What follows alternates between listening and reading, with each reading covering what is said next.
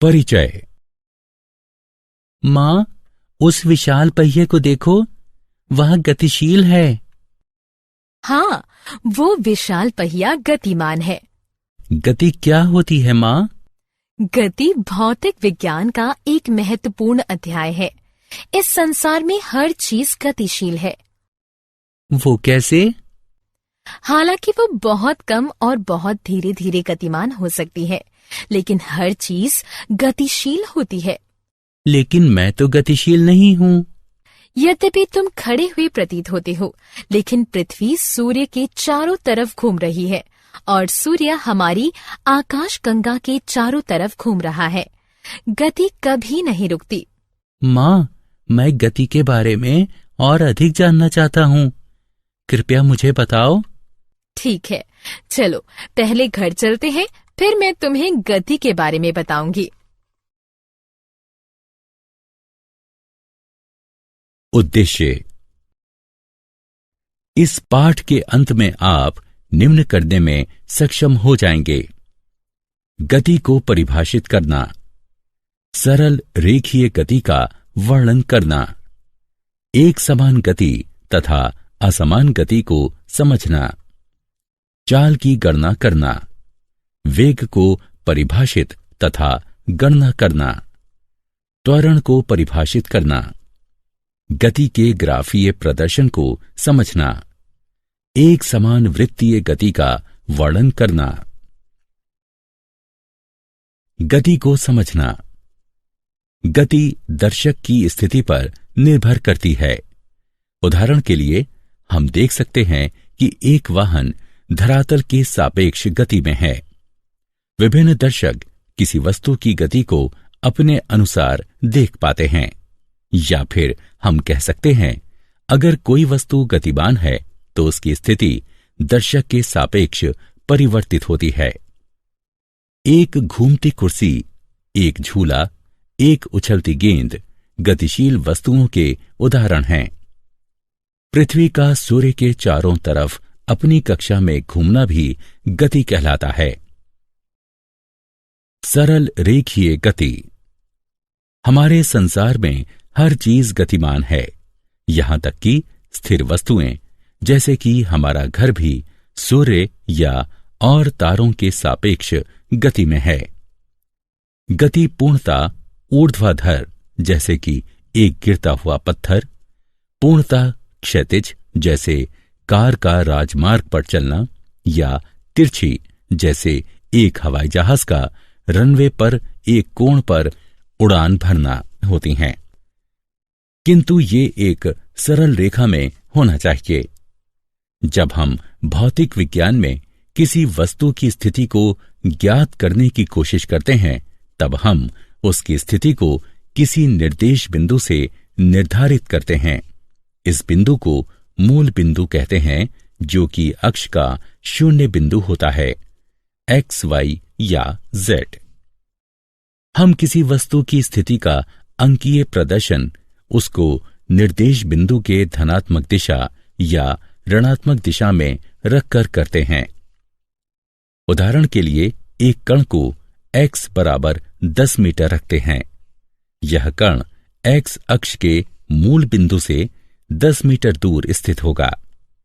जैसा कि तुमने पाया कि वस्तु की स्थिति को लंबाई की किसी मात्रक से मापा जाता है, हम यहां उदाहरण के तौर पर मीटर को मात्रक लेंगे। यहां वस्तु द्वारा तय की गई दूरी 10 मीटर है। किसी वस्तु की दूरी को निर्धारित करने के लिए हमें केवल अंकीय मान की आवश्यकता होती है, ना कि उसकी गति और दिशा की। किसी भौतिक राशि का अंकीय मान उसका परिमाण होता है। वस्तु की प्रारंभिक एवं अंतिम स्थिति के बीच की न्यूनतम दूरी को वस्तु का विस्थापन कहते हैं। एक समान गति तथा असमान गति। एक समान गति तथा असमान गति को समझने के लिए एक उदाहरण लेते हैं। इस सारणी यानी तालिका को देखो। यह कार ए द्वारा तय की गई दूरी है।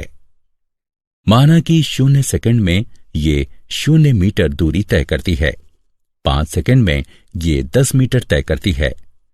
10 सेकंड में ये 20 मीटर दूरी तय करती है, इत्यादि।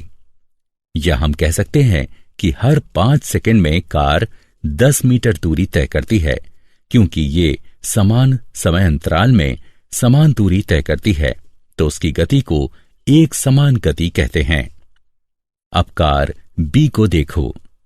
कार बी 5 सेकंड में 5 मीटर दूरी तय करती है। 10 सेकंड में ये 15 मीटर दूरी तय करती है। 15 सेकंड में ये 20 मीटर दूरी तय करती है। हमने देखा कि कार बी समान समय अंतराल में समान दूरी तय नहीं करती, तो उसकी गति को असमान गति कहते हैं। चाल। क्या तुम विभिन्न चाल से चल रही दो समान वस्तुओं में अंतर बता सकते हो? जैसा कि हम सब जानते हैं कि समान समय में वो वस्तु अधिक दूर जाती है जो कि तेज चलती है या तेज चाल से चलती है, बजाय उस वस्तु के जो धीरे चलती है। चाल में दूरी एवं समय दोनों साथ साथ होते हैं। तेज का मतलब या तो दूर, ज्यादा दूरी, या जल्दी यानी कम समय से होता है। किसी वस्तु की चाल को दुगना करने का मतलब होता है कि समान समय में दुगनी दूरी तय करना। किसी वस्तु की चाल को दुगना करने का मतलब निर्धारित दूरी के लिए आवश्यक समय को आधा करना भी होता है। वस्तु द्वारा इकाई समय में तय की गई दूरी के उपयोग से उस वस्तु की गति की दर प्राप्त की जा सकती है। चाल का मात्रक मीटर प्रति सेकंड होता है। इसे इस चिन्ह द्वारा प्रदर्शित किया जाता है। अधिकतर अवस्थाओं में वस्तुएं असमान गति में होती हैं, इसलिए हम उन वस्तुओं की गति की दर को उनकी औसत चाल के रूप में व्यक्त करते हैं। वस्तु की औसत चाल उसके द्वारा तय की गई कुल दूरी को कुल समय अवधि से भाग देकर प्राप्त की जा सकती है। यदि एक वस्तु t समय में s दूरी तय करती है तो इसकी चाल v बराबर s/t होगी। दिशा के साथ चाल। एक निश्चित दिशा में चाल को वेग कहते हैं। किसी वस्तु की चाल व्यक्त करती है कि वह कितनी गति से चल रही है, जबकि वेग वस्तु की चाल एवं दिशा दोनों को दर्शाता है।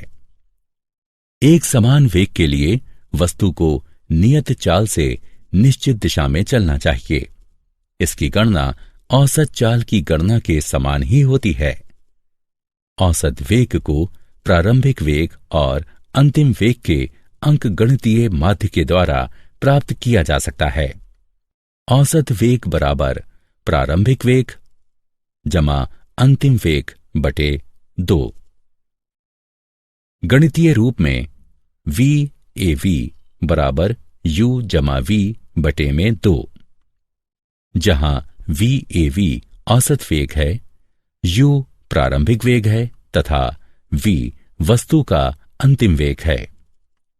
चाल तथा वेग दोनों का मात्रक समान अर्थात मीटर प्रति सेकंड होता है।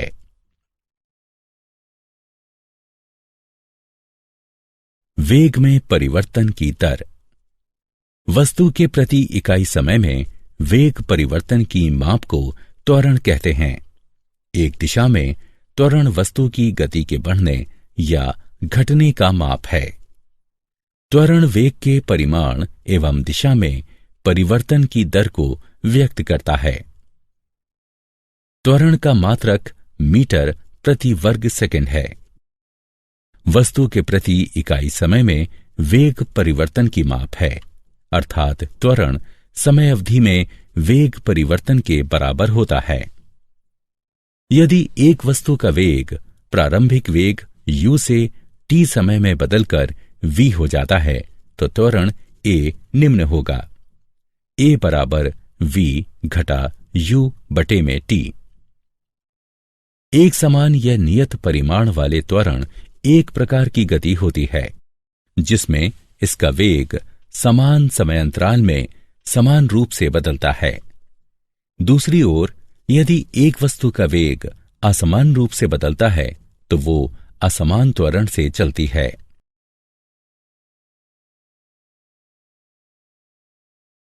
उदाहरण, चलो एक रेसिंग कार का उदाहरण लेते हैं।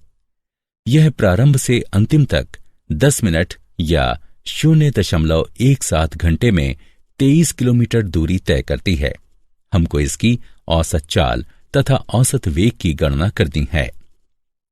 हमें पता है कि औसत चाल तय की गई कुल दूरी को कुल समय अवधि से भाग देकर प्राप्त किया जा सकता है।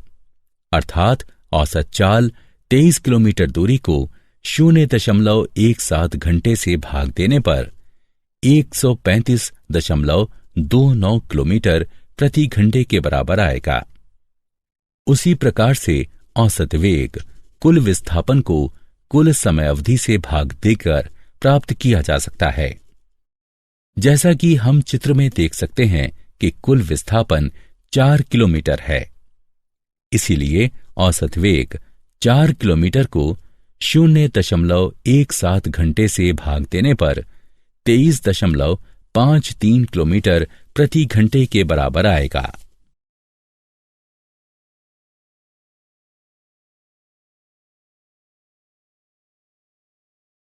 गति का ग्राफीय प्रदर्शन।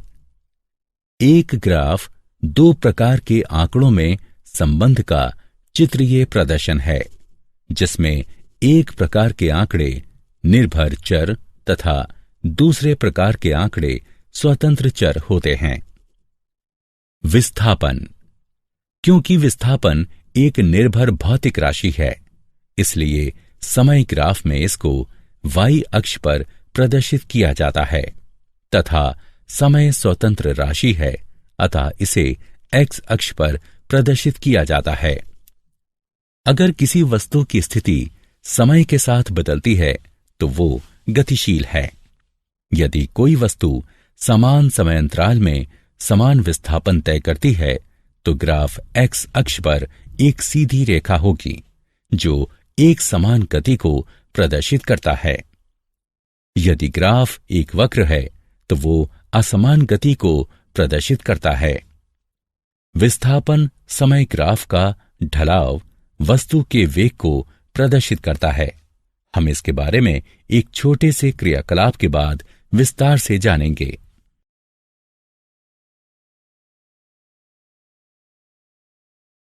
दूरी समय ग्राफ। दूरी समय ग्राफ के द्वारा हम गति के बारे में काफी अध्ययन कर सकते हैं। चलो अक्षों को देखते हैं। समय हमेशा x अक्ष पर यानी ग्राफ के निचले हिस्से पर अंकित किया जाता है। x अक्ष पर जितना दाईं तरफ बढ़ेंगे उतना ही समय प्रारंभ से ज्यादा होगा। दूरी हमेशा y अक्ष पर यानी ग्राफ की भुजा पर अंकित किया जाता है। ग्राफ में हम जितना ऊपर की तरफ बढ़ेंगे उतनी ही प्रारंभ से दूरी ज्यादा होगी। यदि कोई वस्तु गतिशील नहीं है तो उसको दूरी समय ग्राफ पर एक क्षैतिज रेखा से प्रदर्शित किया जाता है। हम देख सकते हैं कि अगर समय ग्राफ में दाईं तरफ बढ़ रहा है लेकिन दूरी में कोई परिवर्तन नहीं हो रहा है तो वो गतिशील नहीं है। हम ये कहते हैं कि वो वस्तु स्थिर है। यदि कोई वस्तु एक नियमित गति से गतिमान है तो वो दिए गए समय में समान दूरी से बढ़ेगी। ग्राफ में हम देख सकते हैं कि समय दाईं तरफ बढ़ रहा है तथा दूरी समय के साथ नियमित बढ़ रही है। इसका मतलब है कि वस्तु नियत गति से चलती है। नियत गति को ग्राफ में एक सीधी रेखा से प्रदर्शित किया जाता है। वेग समय ग्राफ। वेग समय ग्राफ को चाल समय ग्राफ भी कहा जाता है। चाल समय ग्राफ दूरी समय ग्राफ जैसा दिखाई पड़ता है। समय x अक्ष पर अंकित किया जाता है। चाल या वेग हमेशा y अक्ष पर अंकित किया जाता है। चाल समय ग्राफ पर एक सरल क्षैतिज रेखा दर्शाती है कि चाल नियत है, अर्थात ये समय के साथ बदल नहीं रही है। जब ग्राफ बढ़ती चाल को दर्शाता है तब गतिशील वस्तु त्वरित हो रही है। जब ग्राफ घटती चाल को दर्शाता है तब गतिशील वस्तु मंदित हो रही है। यह वस्तु के असमान त्वरित गति का वेग समय ग्राफ है। ग्राफीय विधि से गति के समीकरण। गति के 3 समीकरण निम्नलिखित हैं।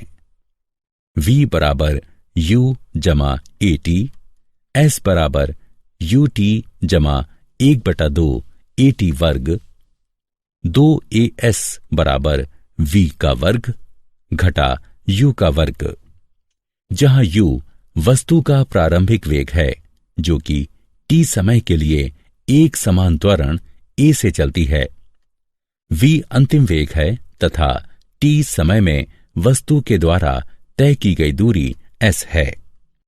पहला समीकरण वेग एवं समय में संबंध व्यक्त करता है। दूसरा समीकरण समय एवं स्थिति के बीच संबंध व्यक्त करता है।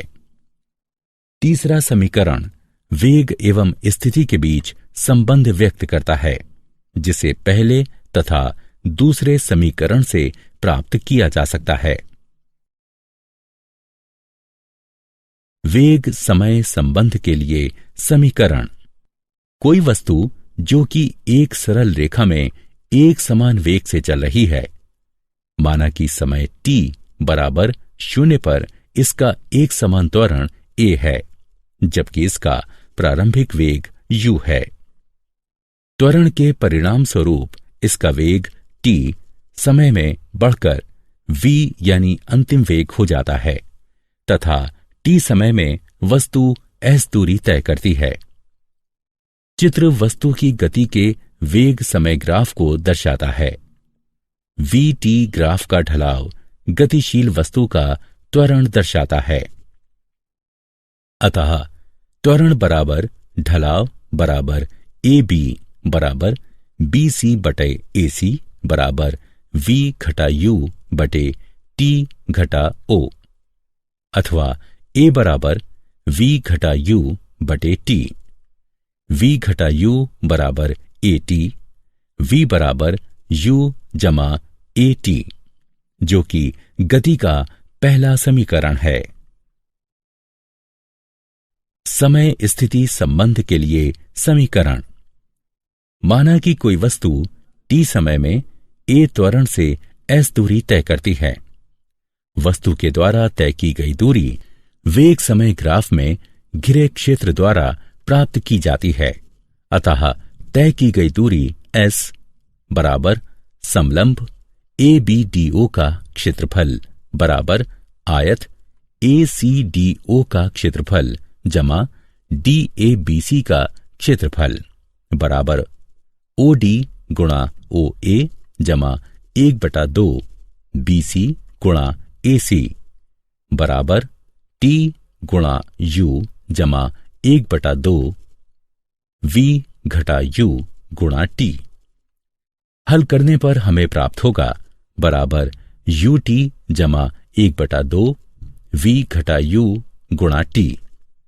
गति के पहले समीकरण से हम जानते हैं कि V घटा U बराबर AT है, या हम लिख सकते हैं कि V बराबर U जमा AT। अतः S बराबर UT जमा 1/2 AT गुणा T।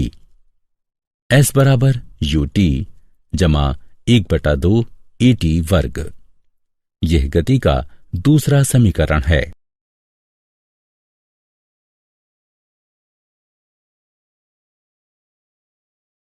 वेग स्थिति संबंध के लिए समीकरण। गति का तीसरा समीकरण इन पहले 2 समीकरणों से प्राप्त करेंगे।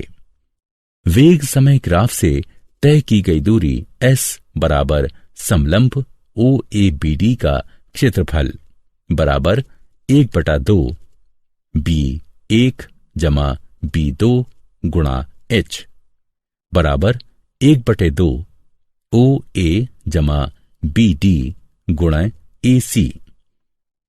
OA बराबर U, बी डी बराबर वी और ए सी बराबर टी रखने पर हम पाते हैं एस बराबर 1/2 यू जमा वी गुणा टी। समीकरण 1। लेकिन जैसा कि हम जानते हैं कि ए बराबर वी जमा यू बटे टी, अर्थात टी बराबर वी घटा यू बटे ए। टी का दिया हुआ मान दिए गए समीकरण 1 में रखने पर हम पाते हैं वी वर्ग माइनस यू वर्ग बराबर 2as, 2as बराबर v जमा यू v घटा यू।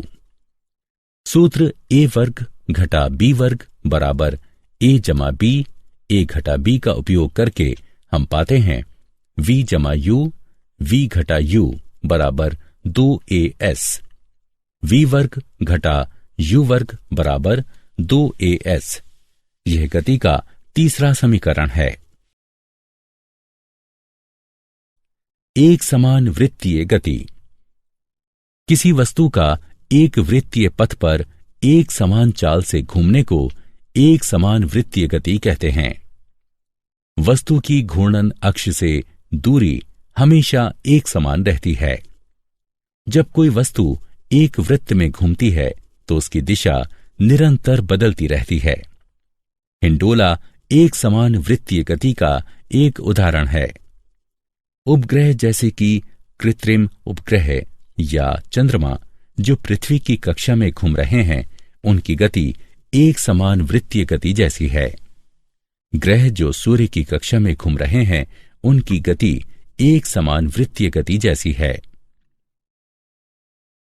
क्या आप जानते हैं सर आइजैक न्यूटन सदी के सबसे प्रभावी वैज्ञानिकों में से एक हैं।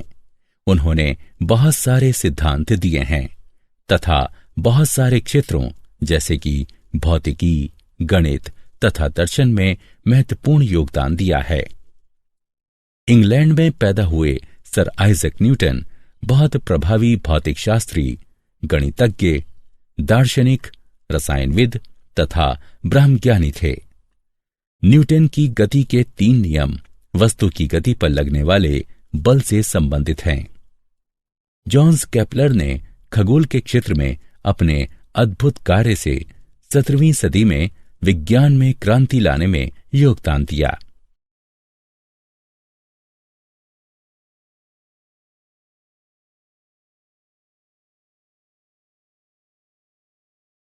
सारांश। आइए हमने जो कुछ सीखा है उसे संक्षेप में दोहराएं। स्थिति में परिवर्तन एक गति है।